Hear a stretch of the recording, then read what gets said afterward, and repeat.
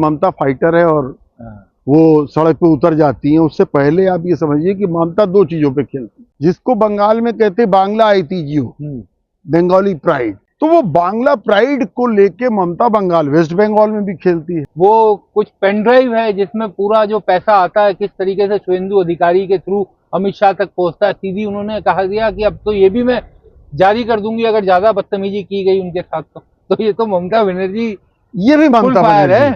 ये बयान बहुत हद तक पॉलिटिकल है। ईडी को सीबीआई की काट में खड़ा करने के पीछे भी वो ममता बनर्जी की टैक्टिक्स थी। एक तरफ बांग्लादेश, हिंदुओं की हत्या हो रही है, हिंदू परेशान किए जा रहे हैं, जाहिर सी बात है उसका फायदा बीजेपी को हमेशा मिलता है। दूसरे साहब हुमायूं कबीर आ गए, दूसरी बाबरी मस्जिद बनाएंगे। ईडी कह रही है कि साहब सरकारी कामकाज में बाधा डाल रहे थे, और वहां मौजूद लोग कह रहे सरकारी तरीके से आया ही नहीं। ये ममता की यूएसपी आप ये देखिए, पहले दिन और उसमें उन्होंने छीन लिए वो सब जो आपने देखा, फाइल लेके बाहर निकली। इस बार तो लग रहा था कि बीजेपी आ जाएगी। ये ममता बनर्जी ने क्या कर दिया, आ तो ममता ही रही है इस बार भी। आज तक आप ममता पे हाथ क्यों नहीं डाल पाए? अरे इवन आप ये भी चलो ममता पे हाथ नहीं डाल पाए, भतीजे को भी नहीं कुछ कर पा रहे। और फिर भीड़ उनके पीछे देखिए किस तरह चलती है, पैदल चल रही है चीफ मिनिस्टर। इतना ही नहीं, ये तो सड़क पे बवेला खड़ा था, कोर्ट में सुनवाई के लिए भी मामला पहुंचा हुआ था। कोर्ट मतलब जज साहब कह रहे हैं कि भाई हम सुन ही नहीं पा रहे कुछ भी। अरे पिछले चुनाव व्हील चेयर पे पूरा उन्होंने उनको करवो लड़वो जीतबो रे, वो उसी करवो लड़वे जीतबो उसी पे हो गया पूरा चुनाव। हाँ, वो यहाँ पे जो करती है उसका बंगाल के अंदर उनको फायदा मिलता है कि देखो गई थी दिल्ली, वहां दिल्ली वालों ने हमारी दीदी को ऐसे धोखा देके वापस भेज दिया। तो ये एक सेंटीमेंट भी वो खेलती है। वो जिस तरह से लड़ाई लड़ती है उससे पार पाना आसान नहीं, एंटी इनकम्बेंसी होती है। वो तात्कालिक तौर पे तो ममता ने तो उसने खत्म कर दी, मतलब एकदम पलट ही दिया माहौल। बंगाली पहले हैं वो, उसके बाद बाकी सारी चीजें। उस वक्त ये बहुत चलता था कि तीन ने परेशान कर रखा है अटल जी को, जया, माया और ममता। वो तो अटल जी जैसा समझदार, वाकपटु, चतुर आदमी था कि उनकी ममता की माता जी से बात की, आपकी बेटी जो है वो इतना परेशान कर देती है, देखिए मेरे घुटनों में दर्द है, उसके बाद भी मुझे जो है आना पड़ा। तब धीरे धीरे जाके मामला वो सबसाइड हुआ। ममता बनर्जी, राजशेखर जी, ऐसा लगता है कि जो एसआईआर की लड़ाई शुरू हुई थी बंगाल में उससे बाहर निकल गई हैं। ममता निश्चिंत है बिल्कुल कि एसआईआर का कोई नुकसान नहीं होने वाला उन्हें। योगी जी इतने प्रभावी मुख्यमंत्री हैं, अब तक ये कहा जा रहा है कि 3 करोड़ वोट वोटर लिस्ट से छिटक गए हैं।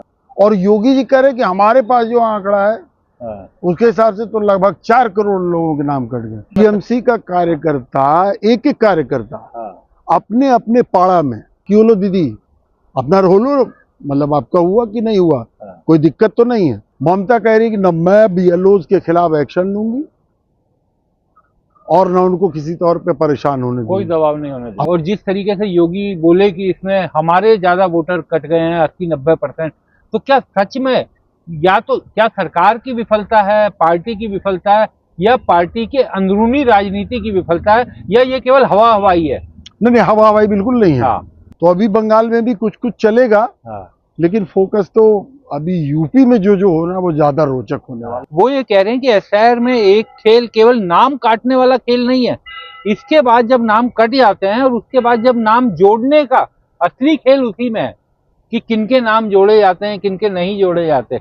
ये जो बिहाइंड द पॉलिटिक्स का मामला है, इसमें हमें यूपी पे अब लगातार फोकस बना के रखना होगा। बाहर की पॉलिटिक्स कम है, वो बीजेपी की अपनी पॉलिटिक्स है, वही ज्यादा मजेदार है। लेकिन ये जो अफवाह है कि चुनाव से पहले योगी को बदल देंगी, आखिर इन अफवाहों का जड़ क्या है? क्यों ये सब बातें, और इंटरनल बीजेपी के लोग ये सब बातें करते हैं? ब्रजभूषण शरण सिंह से पूछा गया, आपका नेता योगी का नाम ही नहीं ले रहे एक बार भी।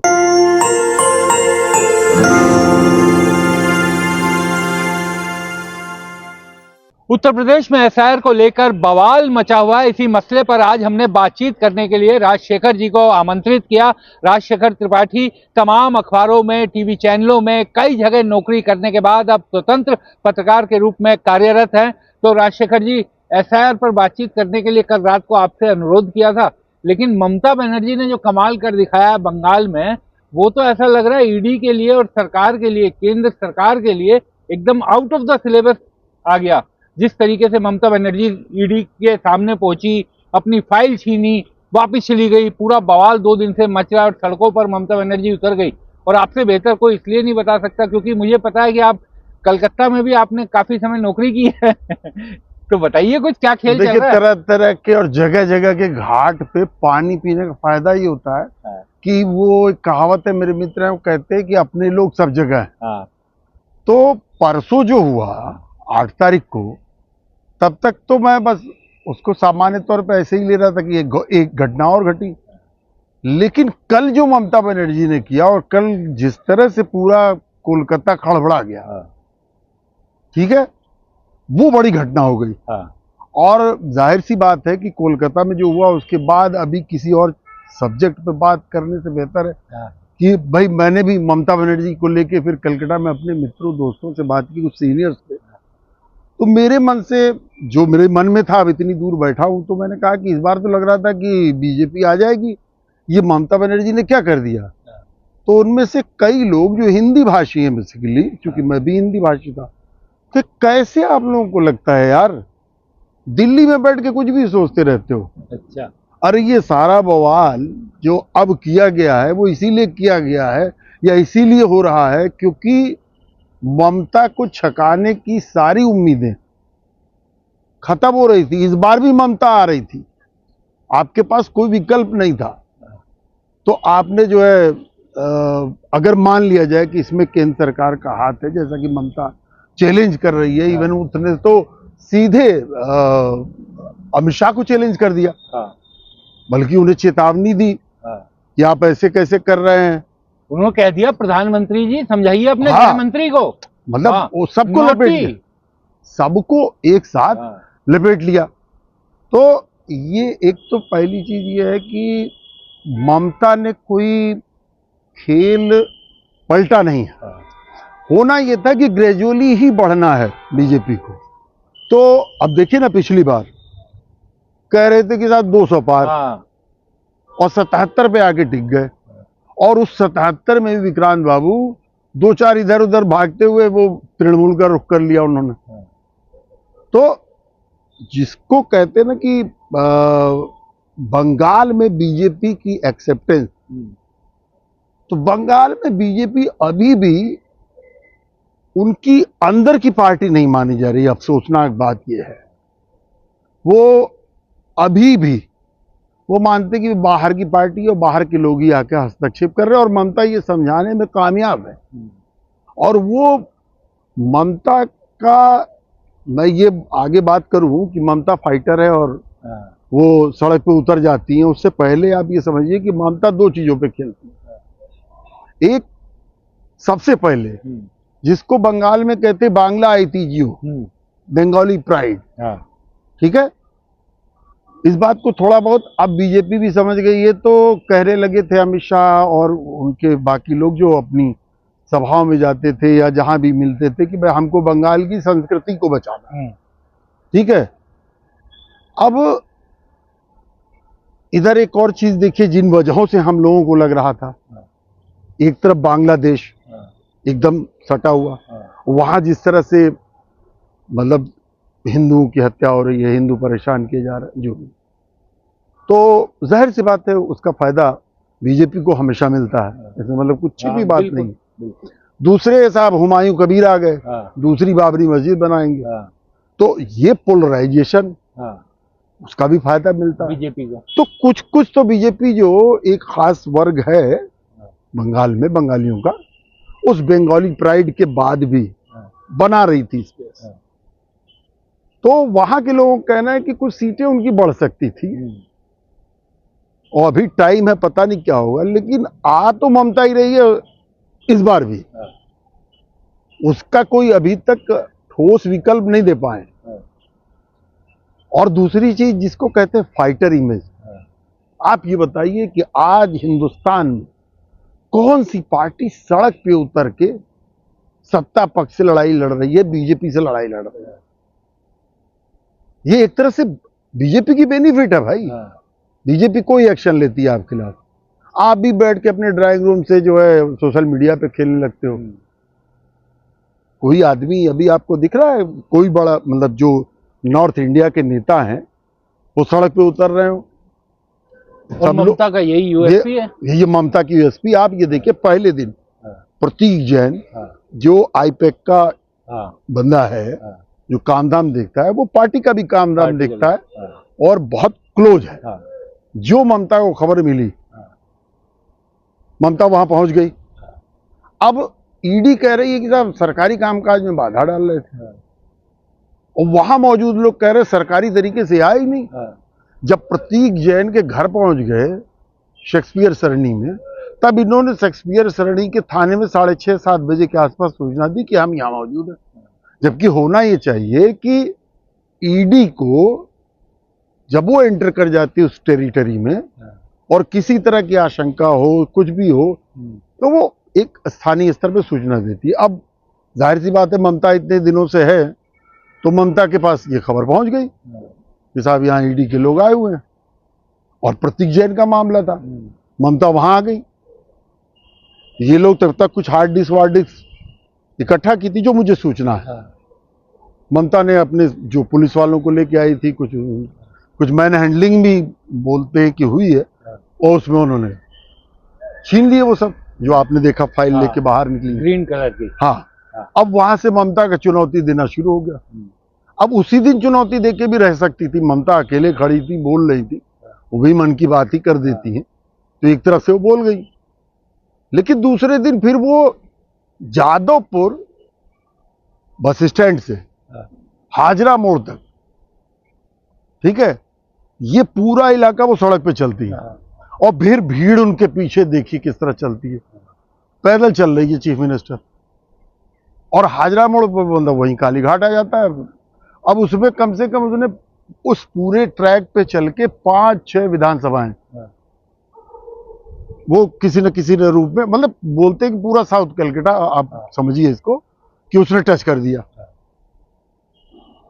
और इतना ही नहीं, ये तो सड़क पे बवेला खड़ा था, कोर्ट में सुनवाई के लिए भी मामला पहुंचा हुआ था, और ईडी का ये कहना था कि हमारे सरकारी कामकाज में बाधा। और भाई साहब मतलब टीएमसी के कार्यकर्ता तो थे ही, वकील जो समझ लीजिए कि तमाशा आता देखने वाले, दूसरी पार्टियों के भी जो भाई थोड़ा बहुत कांग्रेस और लेफ्ट है ही, तो ये सारे के इतना भर गया कमरा सुनवाई कि इन्होंने कहा कि साहब देखिए ऐसा ऐसा कर रही थी, इनके खिलाफ एक्शन होना चाहिए, गिरफ्तारी। और ये कोर्ट मतलब जज साहब कह रहे हैं कि भाई हम सुन ही नहीं पा रहे कुछ भी।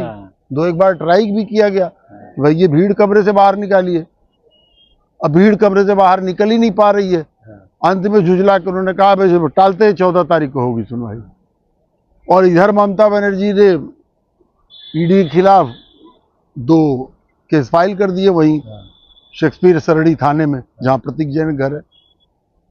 तो वो जिस तरह से लड़ाई लड़ती है उससे पार पाना आसान नहीं।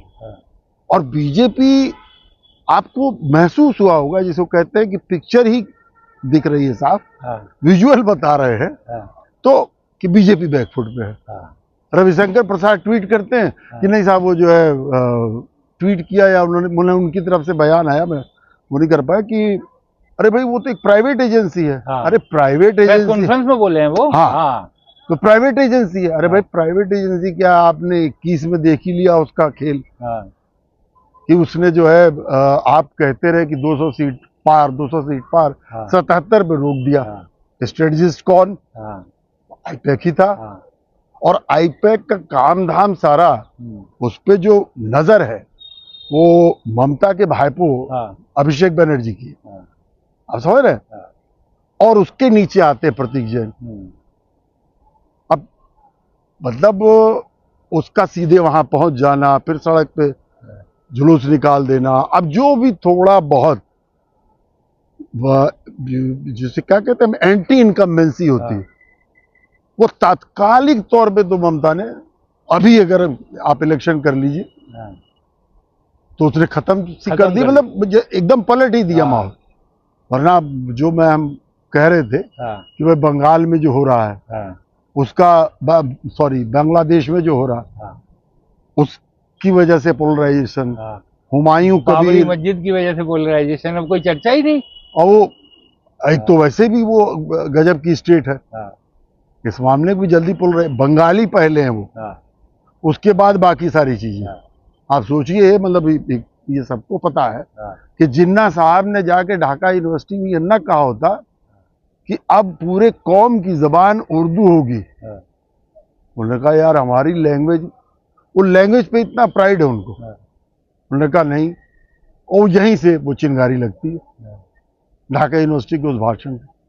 और आज भी उस जिद में, चाहे जितना भी वहां पे रेडिकल और राइट विंगर होते जा रहे हो बांग्लादेश में मुसलमान, लेकिन लिखते बंगाली में ही, पूरी लिपि उनकी देख ली, उर्दू नहीं लिखते, वो बंगाली है। तो वो बांग्ला प्राइड को लेके ममता बंगाल, वेस्ट बंगाल में भी खेलती है। और दूसरा उसका वो ये समीकरण, हिंदू में भी 26 से 27% मुसलमान, तो वो अब वो जो बॉबी भाई है, बॉबी दादा बोलते हैं उसको, जो उनका मेयर कलकत्ता का, मुसलमान, और वो कहीं इस बात को, मतलब ये होता ही नहीं कि बॉबी मुसलमान है, ठीक है, तो वो बड़ा घुला मिला कल्चर है उसमें, जो है बंगालियों के, उसमें आप वो नहीं कर पाएंगे, वो एक अलग कहानी है। तो जिस तरीके से राजशेखर जी, ममता जी सड़क पर आई, ये तो ममता बनर्जी अपने, जब वो एकदम युवा थी तब से करती हुई आ रही हैं। मैंने परसों एक ट्वीट किया था जिसमें वो फोटोज भी लगाई थी कि ममता बनर्जी पुरानी फाइटर हैं, सड़कों पर कम्युनिस्टों से सीधी लड़ाई लड़कर वो सत्ता तक पहुंची।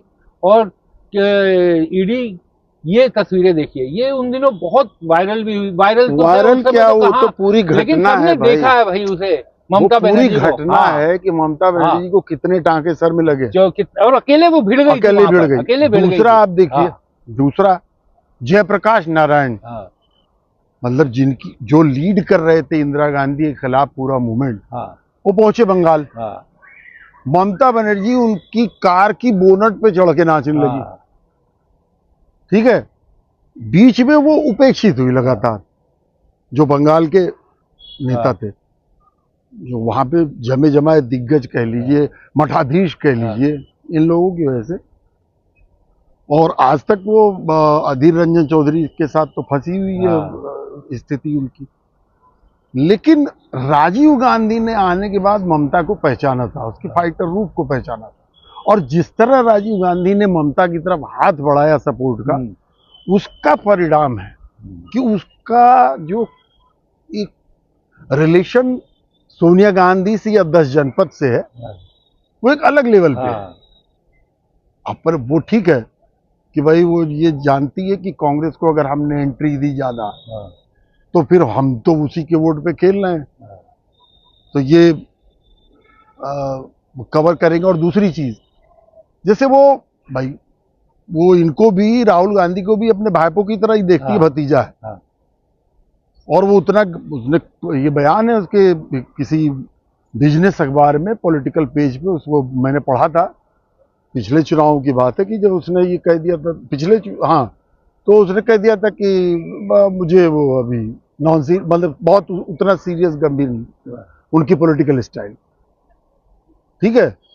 तो ये जो उसकी जो फाइटर इमेज है, अच्छा इमेज का तो गजब है ना। अब आप देखिए, मैं बात को यहाँ पे ले जाऊं कि ईडी जाती है किसी भी स्टेट में, यहाँ बताइए आम आदमी पार्टी अपनी पूरी ईमानदारी और ये वो अंत में शीश महल में जाके फंस जाती है। शराब घोटाले का इल्जाम लगता है, चीफ मिनिस्टर अंदर। आप चले जाइए झारखंड, शिबू सोरेन के सुपुत्र जो है हेमंत सोरेन, चीफ मिनिस्टर होते हुए इस्तीफा देके उनको अंदर जाना पड़ा, है ना। आज तक आप ममता पे हाथ क्यों नहीं डाल पाए?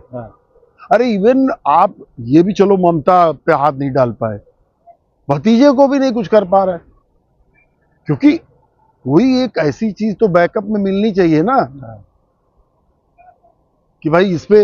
अब ममता बनर्जी का पूरा कैरेक्टर है, आप ये इसको ध्यान रखिए, अटल बिहारी वाजपेयी के साथ ममता लाई थी ना, मतलब एनडीए जब पहली बार, तो ममता बनर्जी वो उस वक्त ये बहुत चलता था कि तीन ने परेशान कर रखा है अटल जी को, जया, माया और ममता। ठीक है, तो भाई साहब वो ममता बनर्जी अब किसी बात पे नाराज थी, मुझे प्रसंग नहीं याद आ रहा इस वक्त, अटल जी को मनाने के लिए कलकत्ता कुम्हार टोली जाना पड़ा जहां वो रहती थी। अब स्थिति ये कि पानी बरसा हुआ है और उसके घर में पानी लगा हुआ ममता बनर्जी के। अटल जी को एक लॉन चेयर दे दी कि वो बाहर बैठे हुए और अंदर उनकी मां ममता बनर्जी की एकदम दरवाजे पे चौकी पे बैठी हुई है। अब ममता इनके ऊपर ध्यान ही नहीं दे रही, अपने घर से पानी निकाल रही है। जिस नेता की वजह से, जिसका योगदान है, वो सरकार चल रही है सेंटर में, वो पानी निकाल के फेंक रही है बाहर। आप जरा देखिए, वो तो अटल जी जैसा समझदार, वाकपटु, चतुर आदमी था कि उनकी ममता की माता जी से बात की, आपकी बेटी जो है वो इतना परेशान कर देती है, देखिए मेरे घुटनों में दर्द है, उसके बाद भी मुझे जो है आना पड़ा। तब धीरे धीरे जाके मामला वो सबसाइड हुआ। तो ये ममता बनर्जी, आपने वो बता ही दिया कि किस तरह वो लड़ाई लड़ती है, चप्पल पहने हुए है, एक साड़ी वही आज तक जो है उसका किसी तरह की, और कोई बंगाल के समाज में बड़ा खुलापन, और वो भी है ममता पर ये बाहर की तरफ भी कोई ठप्पा नहीं लगता, और दूसरे फेस वैल्यू बहुत जगह चली जाती है, तो उससे वो सहानुभूति बंगाल में अर्जित कर लेती है। आप देखिए प्रणब दा के साथ उसकी वो हो गई कि राष्ट्रपति चुनाव में उनको सपोर्ट नहीं कर रहे हैं, और मुलायम सिंह यादव के साथ एक छोटी सी प्रेस कॉन्फ्रेंस यहाँ दिल्ली में हुई, आई थी, तो ये साहब की मुलायम सिंह यादव अंतिम समय तक ये दिखाते रहे कि हम और ममता एक ही जगह वोट देने वाले, जहां भी देंगे। जो ये तय हुआ कि प्रणब मुखर्जी, मतलब होने तो वाला था ही, जो ये ऑफिशियल मुहर लगी इस बात पे कि वही राष्ट्रपति पद के उम्मीदवार होंगे यूपीए के, तुरंत बयान मुलायम की तरफ से नहीं, उनके भाई प्रोफेसर राम गोपाल, उन्होंने बयान दे दिया वो रहेंगे प्रणब मुखर्जी के नाम के अलावा हमारे भी उम्मीदवार। अब ममता बनर्जी के पास कुछ कहने को नहीं, लेकिन बंगाल के अखबारों ने क्या लिखा कि ये नॉर्थ इंडिया की जो पार्टियां हैं उनकी डॉग बाइट की ममता को आदत नहीं, वो जो बोलती हैं वही बोल जाती हैं, उसके बाद जो आगे पीछे, मतलब बहुत ट्रांसपेरेंट उनकी पॉलिटिक्स। आप देखिए अन्ना हजारे इतना शोर था। एक आप तो बहुत करीब से कवर करते रहे आम आदमी पार्टी, तो अन्ना हजारे को एक अनशन होना था, एक कार्यक्रम होना था कुछ, हम सबको याद है। अन्ना हजारे दिल्ली में आके महाराष्ट्र भवन में बैठे रह गए। वो अंतिम समय में क्या हुआ क्या नहीं हुआ, कोई भीड़ नहीं, क्योंकि तब तक उनका तिलिस्म लगभग खत्म, खुद ही आम आदमी पार्टी तोड़ चुकी थी।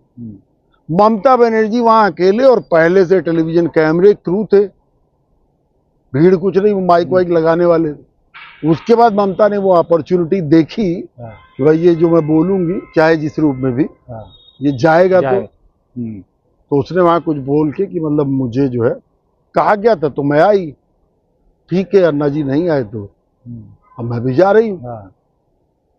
बिल्कुल याद है ना।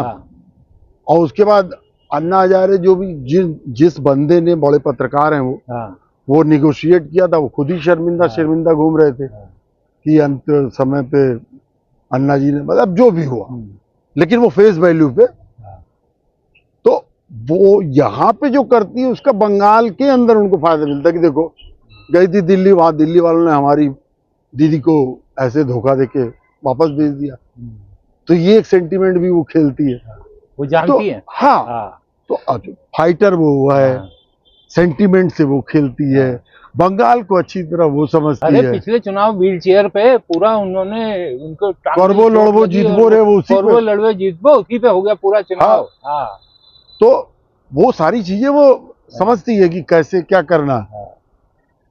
ये एक अब तो लेकिन राजशेखर जी उन्होंने बड़ा ये भी कहा है कि वो कुछ पेन ड्राइव है जिसमें पूरा जो पैसा आता है किस तरीके से शुभेंदु अधिकारी के थ्रू अमित शाह तक पहुंचता है, सीधी उन्होंने कहा दिया कि अब तो ये भी मैं जारी कर दूंगी अगर ज्यादा बदतमीजी की गई उनके साथ तो ये तो ममता बनर्जी ये भी फुल ममता फायर है। बनर्जी, हाँ ये भी ममता बनर्जी है। हाँ मतलब आप इतने दिनों का उसका पॉलिटिकल एक्सपीरियंस है, हाँ उसने बयान दे दिया। और अगर आपने ठीक से देखा हो हाँ तो ये बयान बहुत हद तक पॉलिटिकल है। हाँ उसमें शुभेंदु अधिकारी को भी लपेट हाँ। लिया, अमित शाह को लपेटना ही था। और हाँ उनके खिलाफ तो पता नहीं क्या क्या सुबह से बोल ही रही थी, है ना, कि अमित शाह के खिलाफ मेरे पास सीडी है और इसमें वो बात है कि कोयला घोटाले का पैसा ही वहां पहुंचा, वहां तो तक उसके पहुंचा। सबूत है। अब ज्यादा मुझे डिस्टर्ब किया जाएगा तो मैं सब खोल के रख दूंगी। हाँ ठीक है, वो धमकी हमकी दे दी। लेकिन जहां तक मेरा मानना है कि it was a political statement only, ऐसा है नहीं।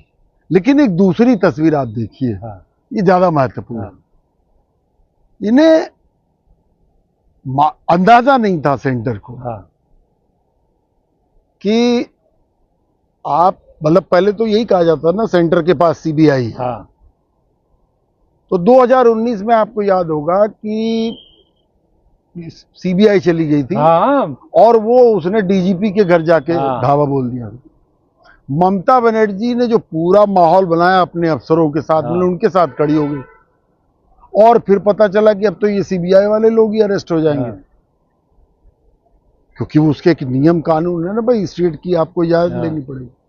उसका नतीजा ये हुआ कि सीबीआई अब आज की डेट में बैकड्रॉप में कितने केसेस में आप सुनते हैं ईडी आगे लानी पड़ी आप, क्योंकि ईडी के एंट्री करने पे किसी भी मामले में उसको स्टेट से फिर इजाजत लेने की जरूरत नहीं है, प्रवर्तन निदेशालय। और अब ईडी को कौन संचालित कर रहा है, कैसे कर रहा है, इसको बताने की जरूरत है नहीं। बिल्कुल कम से कम निर्मला सीतारमण के हाथ में तो नहीं है, जबकि ऑफिशियली है उन्हीं के हाथ में। सबसे आप ये महत्वपूर्ण बात समझिए, पी चिदम्बरम वित्त मंत्रालय की डिमांड जो भी जिन वजहों से करते थे, उनमें एक ये भी चीज शामिल रहती थी कि ईडी जैसी फोर्स उनके पास है, वो मतलब एक पुलिस है। और उनका ज्यादा साबिका जो है वो उद्योगपतियों से होता था। उद्योगपतियों को बुला लिया उसने ईडी ने, और वो सुबह का आया हुआ बंदा चपरासी जो वहां बाहर बैठा हुआ पीएन, उसको 500 रुपए दे के स्टूल मांग रहा है, बल्कि वो स्टूल दे रहा है तो 500 रुपए से इनाम दे रहे हैं कि हाँ यार थोड़ा बैठने दो। ये स्थिति करते वो, मतलब वो तो मनोवैज्ञानिक दबाव बनाया जाता। तो आज जो आप, और शरद पवार ने तो कहा भी यार कौन कौन सी एजेंसी आ गई, ये ईडी के तो नाम ही नहीं सुनते थे, अब ये कहां से हो गई है। तो ईडी को सीबीआई की काट में खड़ा करने के पीछे भी वो ममता बनर्जी की टैक्टिस थी कि भाई सीबीआई कहीं जाएगी तो सीबीआई को तो स्टेट गवर्नमेंट के साथ तालमेल बनाना पड़ेगा। वरना आप देखिए तमाम केसेस में तो यही होता है ना कि नोटिफिकेशन स्टेट जारी करती तब सीबीआई हाथ डालती है। लेकिन ईडी के साथ है कि भाई वो अलग मामला है, उसका सीधे पैसे का मामला है। तो लेकिन वो जो पेन ड्राइव वाला इशू है वो पॉलिटिकल स्टेटमेंट है। मैं ये मतलब जिस तरह से स्टेटमेंट दिया भी है वो, इसीलिए तो आपने देखा होगा शुभेंदु अधिकारी ने वो भी कह दिया कि इतने घंटे में जवाब चाहिए, नहीं तो मैं जो है मानहानि करूंगा। हाँ, मानहानि का मुकदमा करूंगा। लेकिन वो अच्छा, इस वक्त जो फेस है विधायक दल के नेता हैं शुभेंदु ही है, तो उनके ऊपर अटैक करना जो है वो थोड़ा मतलब पॉलिटिकली जायज भी है, आसान भी है। भाई ममता के साथी तो थे, तो है ये, लेकिन वो पॉलिटिकल स्टेटमेंट ही ज्यादा है। ममता बनर्जी, राजशेखर जी, ऐसा लगता है कि जो एसआईआर की लड़ाई शुरू हुई थी बंगाल में, उससे बाहर निकल गई हैं। ममता निश्चिंत है बिल्कुल कि एसआईआर का कोई नुकसान नहीं होने वाला उन्हें। उस सर्वे का आप मतलब दो चीजें पैरेलल देखिए। हम यूपी पे बात करने वाले हाँ। थे, तो ये बात हमारे बीच में आती। हाँ ठीक है, आप सोचिए यूपी 2017 के बाद से हाँ बीजेपी के हाथ में है। हाँ ठीक है, बीजेपी शासित स्टेट है। योगी जी इतने प्रभावी मुख्यमंत्री हैं, और यहां पे अब तक ये कहा जा रहा है कि 3 करोड़ वोट वोटर लिस्ट से छिटक गए हैं, क्योंकि ठीक से उसकी विजिल नहीं हुई। और ये तो 3 करोड़ वोट मतलब 2 दशमलव कुछ है, 2.89 के करीब। हाँ, तो वही मतलब लगभग अराउंड करीब 3 करोड़। हाँ, और योगी जी कह रहे कि हमारे पास जो आंकड़ा है उसके हिसाब से तो लगभग 4 करोड़ लोगों के नाम कट गए। जब यहाँ अभी दिल्ली आए थे और बीच में और हुआ है कि भाई आप इस पे मतलब उनको ब्लेम करने, एक तो वही चलता ही रहता इनर पार्टी फाइट। तो उन्होंने उनको कहा गया कि भाई कार्यकर्ता और इन लोगों को लगाया नहीं गया, काम नहीं हुआ, जो भी। अब सोचिए कि उन्होंने कार्यकर्ताओं की बैठक में ये बात, कार्यकर्ताओं, विधायकों और पदाधिकारियों की बैठक में ये बात कही कि हमने जो है SIR के उस पर ठीक से हमने ध्यान नहीं दिया, और अब जो ये 6 फरवरी तक का वक्त है, 6-7 फरवरी तक का, इसमें हमको ठीक से लग के वो तमाम लोग जो है अपने वोटर वापस ले आने। और गौर कीजिए विक्रांत जी, बड़ी बात है कि आपकी लगभग 10 मेट्रो सिटीज, जिनमें आपका गाजियाबाद भी है, लखनऊ भी है, प्रयागराज भी है, मेरठ भी है, ऐसे बड़े शहरों में वोट बीजेपी के कट गए हैं, मतलब वोटर लिस्ट से बाहर हो गए। अब उनको दोबारा किस तरह लिस्ट में शामिल किया जाए, इसकी कवायद चल रही है। और जिस योगी के सामने किसी की बोलने की हिम्मत नहीं है, आगरा में एक विधायक है उपाध्याय, उन्होंने खड़े होकर कह दिया तो गलती किसकी है योगी के सामने। हाँ, योगी को कह दिया गलती किसकी है, आप ही ने तो ये BLA जो पार्टी के एजेंट होते हैं, ये तो आपके बनाए। और अब जाहिर सी बात है कि सिर्फ ये बोलना और गलती दिखाना महत्वपूर्ण यहाँ नहीं है। महत्वपूर्ण ये है कि उस आदमी के पीछे कोई कहीं से बैकअप, कहीं से पुशअप अरे भी रहा होगा। विधायक कैसे, योगी और ऐसा मुख्यमंत्री, कोई सामान्य मुख्यमंत्री तो है नहीं वो। अरे भाई आप देखिए ना, एक सांसद थे नाना पटोले, जिन्होंने कह दिया कि माफ प्रधानमंत्री जी माफ कीजिएगा, आप भी कहीं के सांसद हैं, हम भी कहीं के सांसद हैं। नाना पटोले को जाना पड़ा। अब वो कांग्रेस के नेता हैं, बल्कि कांग्रेस ने अपॉर्चुनिटी देख के उस वक्त तो महाराष्ट्र प्रदेश का अध्यक्ष भी बनाया था। तो योगी को ऐसे बोलना। और मजे की बात एक और अभी मैंने सुनी, तो मैंने इससे जोड़ा कि अभी RSS का कोई कार्यक्रम ब्रजमंडल में होने वाला है, और वो 2-3 दिन का कार्यक्रम है। आप समझिए, तो एक तो ये आपकी अपनी स्टेट और 4 करोड़ वोट आपके कट गए, वहां आपकी स्टेट नहीं है, और पूरा बांग्लादेशी और ये वो घुसपैठियों का इशू 2 ही जगह तो दिख रहा है। एक बांग्लादेश, अरे सॉरी क्या कहते हैं, पश्चिम बंगाल, और दूसरा वहां पे असम में।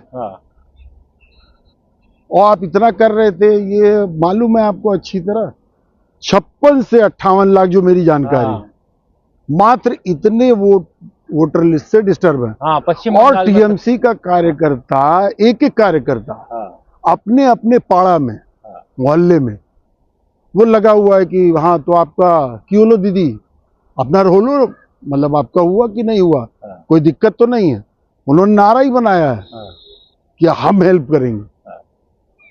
तो ममता की पार्टी हेल्प करके भी, जो कम से कम दिमागी तौर पे तो आपको वो कर रही कि भाई हमारे पीछे पार्टी खड़ी है, TMC खड़ी है, ममता के लोग खड़े हैं। और जिसका आप वोट जुड़वाओगे वो कैसे भूल जाएगा कि कैसे हमारा। अरे भाई यहाँ पे तो मामला करो या मरो टाइप का है ना, कि अगर वोटर लिस्ट से गायब है और बंगाल में है और असम में है, तो कब उनको धक्या कहा जाएगा, हाँ चलिए अब डायमंड हार्बर और ये वो क्रॉस कीजिए, है ना। और दूसरी बात, जो सरकारी कर्मचारी BLO जिनको कह रहे हैं, वो बताया जा रहा है कि भाई आप भी खबरें पढ़ रहे हैं, हम भी, कि इतने प्रेशर में हैं कि कई तो जान दे दिए। ममता कह रही कि न मैं बीएलओज के खिलाफ एक्शन लूंगी और न उनको किसी तौर पे परेशान होने कोई दूंगी। दबाव नहीं होने अब देंगे। वो बीएलओज भी, हाँ, उनकी भी सहानुभूति आपको मिल रही है। भाई एक परिवार में एक ही आदमी या 2 आदमी बीएलओ होंगे ना, बाकी तो उनकी पूरी फैमिली होगी। आप अपने घर में कमाने वाले हो तो 5-6 लोगों को एक साथ लेके चल रहे हो, हाँ, तो आपको अगर हम किसी तरह की मदद दे रहे हैं हाँ, तो पूरे परिवार का सेंटीमेंट, जिस तरह का हमारा फैमिली यूनिट बनती है हाँ। तो उसमें पूरा परिवार आपके साथ आके खड़ा होता है। तो राजशेखर जी ये बताइए, जो करीब करीब 3 करोड़ से कुछ कम जो वोटर कटे, और जिस तरीके से योगी बोले कि इसमें हमारे ज्यादा वोटर कट गए हैं 80-90%, तो क्या सच में या तो क्या सरकार की विफलता है, पार्टी की विफलता है, या पार्टी के अंदरूनी राजनीति की विफलता है, या ये केवल हवा हवाई है? नहीं, हवा हवाई बिल्कुल नहीं है। हाँ, बस ये है कि हम तुमको ब्लेम कर देंगे, तुम हमको ब्लेम करोगे, ये वाला मतलब करोगे वाली स्थिति नहीं है। हाँ, तुम्हारा काम है, तुम देखो, हाँ, तुम करवा रहे हो, तुम देखो। अब इस चक्कर में जो है मामला रह गया, और अब वो जो रेक्टिफिकेशन के लिए फॉर्म 6 फॉर्म 8 जो अब उस पे जाके ध्यान केंद्रित किया जा रहा है कि नहीं भाई। और वो भी योगी जी जब आए थे अभी मिलने के लिए, प्रधानमंत्री से मिले, अमित शाह जी से मिले, जेपी नड्डा जी से मिले, नितिन नवीन बाबू से मिले, है ना, अध्यक्ष जी। भाई दबाव देके कहा जा रहा है कि अध्यक्ष जी, वो उनको अध्यक्ष जी कहिए, क्योंकि इतने जूनियर हैं वो उसमें कि लोगों के गले नहीं उतर रहा है। तो अब प्रॉपर आप अध्यक्ष जी कहेंगे उनको। तो हर नेता अब अध्यक्ष जी कह रहा है। अब अध्यक्ष जी कहेगा। अब आप ये देखिए उत्तर प्रदेश में, मैं वो पंकज चौधरी पे पिछली बार हम बात कर रहे थे, अब वो बड़ी गजब बात है, ब्राह्मण सम्मेलन हुआ, फिर आए और प्रदेश अध्यक्ष जी यानी पंकज चौधरी, उन्होंने एक सख्त बयान दिया कि नहीं साहब, ये अनुशासनहीनता नहीं चलेगी और जातियों के सम्मेलन में बैठ के नहीं होंगे। जबकि हो पहले से रहा था, उनके खुद की तस्वीरें मौजूद हैं कि वो अपनी जाति के सम्मेलन वो खुद शामिल थे। तो हुआ क्या, कहीं से तो पंप हुआ है।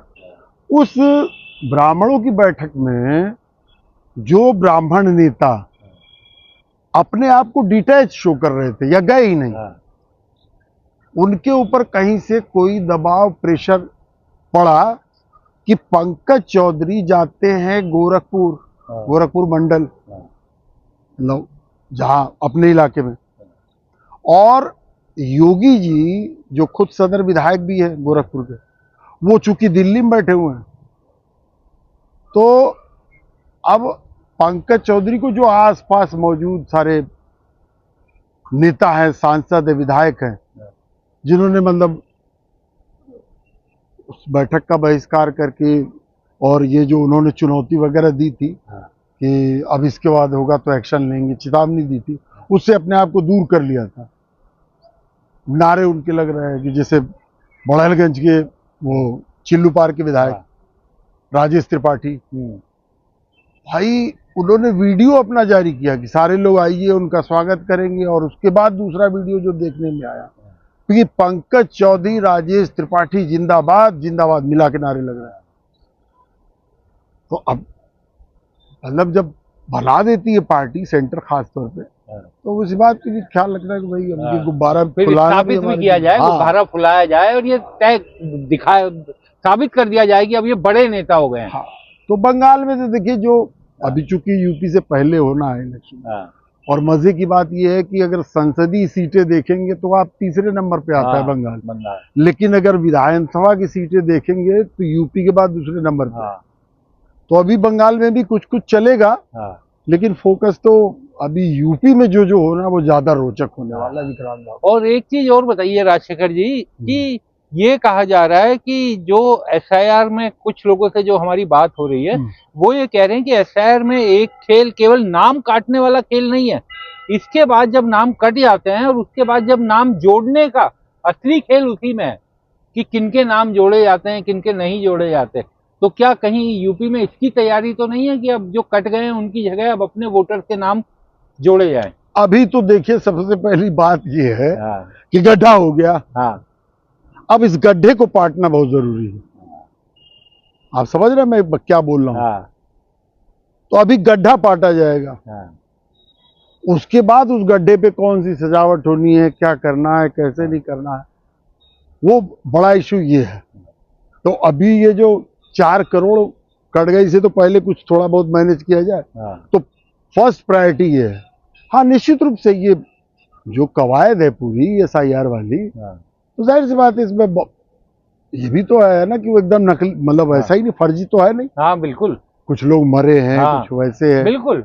कुछ लोग इधर उधर रहते हैं, हाँ। उनके नाम पे कोई कोई जाके वोट देता है। हाँ तो वो सारी चीजें भी दुरुस्त हो रही हैं, लेकिन अब पॉलिटिकल उसको बनाया गया है। हाँ कुछ मौका बीजेपी ने खुद दिया, मतलब सत्ता ने खुद दिया है ये मौका। और कुछ ये है कि साहब वो जो है, जब कटा है तो जो जुड़ेगा, हाँ तो उसके बाद कौन से लोग रिप्लेस किए जाएंगे, कौन से रहेंगे, ये सब तो उत्तर प्रदेश में जो चल रहा है वो भी बड़ा रोचक है, जो बीजेपी की इंटरनल पॉलिटिक्स ही बार बार दिखाई देती है। यूपी में जो चल रहा है वही ज्यादा रोचक है। हाँ। और मेरा एक बात और भी आपसे अनुरोध होगा कि ये जो बिहाइंड द पॉलिटिक्स का मामला है, इसमें हमें यूपी पे अब लगातार फोकस बना के रखना होगा। हाँ, लोग बहुत जानना चाहते हैं भाई। हाँ। और उत्तर प्रदेश इतना रोचक है, रोज नई खबरें आ रही हैं। अब बंगाल में तो कौतुक होता है, हाँ। तो कौतुक होता है तो वो क्रिएट हो हाँ। जाता है, ठीक है। लेकिन जो पॉलिटिक्स जिसको कह रहे हैं, और वो भी बाहर की पॉलिटिक्स कम है, वो बीजेपी की अपनी पॉलिटिक्स है, वही ज्यादा मजेदार है, या देखने लायक है, या नहीं भी देखने, मतलब जो भी है। लेकिन उसी पे लोगों का ध्यान उसमें है कि हो क्या रहा, कौन आएगा, कौन जाएगा, योगी तीसरी बार जीत रहे हैं कि नहीं जीत रहे हैं। अब बीच बीच में रह के अफवाह उड़ाई, योगी के नेतृत्व में चुनाव नहीं होगा, फिर ये होता है कि नहीं योगी के नेतृत्व में ही होगा। तब लेकिन ये जो अफवाह है कि चुनाव से पहले योगी को बदल देंगी, आखिर इन अफवाहों का जड़ क्या है? क्यों ये सब बातें, और इंटरनल बीजेपी के लोग ये सब बातें करते हैं, जो बीजेपी से जुड़े हुए कार्यकर्ता नेता वो ये सब बातें करते हैं। भाई बीजेपी का फेस उत्तर प्रदेश में तो योगी है ना। बिल्कुल। आप ये समझिए ना सबसे पहले कि हमने ये तो मान लिया ना कि इंटरनल फाइट चल रही है। तो जो लोग वहां ये बोल रहे हैं या कानाफूसी कर रहे हैं, वो कहीं से उनको पंप किया जा रहा है। भाई 2024 में राजपूत वोटों को लेके चीजें हुई, तमाम लोग तमाम बातें बताते हैं, उसमें सैद्धांतिक मैं आपको सीधी बात बता रहा हूं, अगर प्रदेश का मुख्यमंत्री चाहता है तो वो मैक्सिमम सीटें जितवा लेगा, बहुत भयानक अगर वो ना हो, एंटी इनकम्बेंसी ना हो। लेकिन किस तरह से सीटें डाउनफॉल हुआ वो आपने देखा। पहले साहब वो जो है राहुल गांधी और अखिलेश यादव का तालमेल, और उससे ये सिर्फ उतना मामला नहीं था, योगी की बहुत सारी जगह पे चुप्पियां उन्होंने बड़ा खेल कर दिया, क्योंकि ये तो बहुत मतलब ऑब्वियस था कि पूरी लिस्ट योगी ने दी, बार बार रिजेक्ट हो जाए। एक आध अगर कोई उनके मन का उम्मीदवार गया हो, तो जहां तक मैं नहीं जानता कि मतलब कौन था या नहीं था, एक आध गए होंगे, बाकी सब सेंटर से डिसाइड हो रहा था और दिख रहा था कि सारी जगहों पे जो है वो। मैं ब्रजभूषण शरण सिंह से पूछा गया, आपका नेता, योगी का नाम ही नहीं ले रहे एक बार भी, बल्कि उन्होंने अमित शाह को अपना नेता साफ, वो चूंकि दबदबा है वाले नेता हैं, उनको तो कुछ छिपाना रहता नहीं, बोल दिया उन्होंने। धनंजय सिंह जौनपुर में क्या करेंगे, कैसे करेंगे, किस तरह जा बैठेगा, ऊंट किस करवट बैठेगा, ये आपने देख ही लिया। राजा भैया की भी सीधे डीलिंग जो है वो सेंटर से हो रही थी। तो एक ये हुआ मतलब, तो उससे पता चला कि भाई अभी इससे बहुत वो नहीं है, ठोस नहीं बन पाया मामला। अब ये कहा जा रहा है, अब कितना सही है गलत है, कि अच्छा चलो ब्राह्मणों पे लगा के देखो, क्योंकि दूसरी सबसे बड़ी वोटर कास्ट ये है। लेकिन अब हमारी आपकी पिछली बार भी बात हो चुकी है कि ब्राह्मण के पास अगर जाएंगे व्यक्तिगत तौर पे उससे बात करें तो उसको तो नहीं लग रहा है, जो जनरल ब्राह्मण है उसको नहीं लग रहा है कि हमारी उपेक्षा हो रही है। अब हम बार बार कह रहे हैं ब्राह्मणों की उपेक्षा हो रही है, कुछ पॉलिटिकल हित जिनके हैं वो बार बार इस चीज को उठाए, अरे ब्राह्मणों का ही तो हो रहा सा है नहीं। लेकिन अब देखिए क्या होता है। चलिए, बिहाइंड पॉलिटिक्स के इस एपिसोड में फिलहाल इतना ही, लेकिन उत्तर प्रदेश की राजनीति, उसमें बिहाइंड द पॉलिटिक्स बहुत कुछ होता है। तो समय समय पर आपको उत्तर प्रदेश की राजनीति और उसके पीछे की राजनीति लेकर हम लोग सामने आते रहेंगे। इस एपिसोड में फिलहाल इतना ही। आप सभी से अनुरोध, दास स्वतंत्र के साथ अपना साथ बनाए रखिए।